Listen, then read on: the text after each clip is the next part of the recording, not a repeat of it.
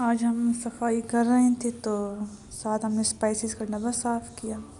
اس کے ساتھ ہم نے اسپائسیز کچھ ڈبوں میں بھر دیے تو ان کی ہم نے سیٹنگ کر لی کلیننگ کے بعد.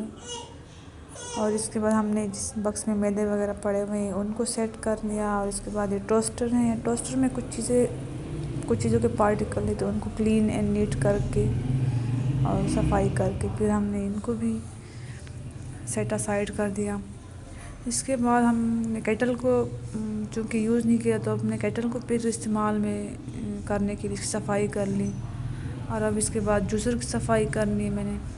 اور اب میں نے ویجیٹیبلس میں آلو وغیرہ ہیں تو ان کو سیٹ اسائڈ کر کے اور کلین کر دیا. اور اب چونکہ چولہا جو ہے کافی یوز ہو گیا تھا اور اب ہم نے کہا چولہے کی صفائی کر لی اور اس کے پارٹیکل وغیرہ ہٹا کے تو یہ کام بھی ہوگا. اس کے ساتھ ہی ہمارے صفائی کا ولاگ ختم ہو گیا.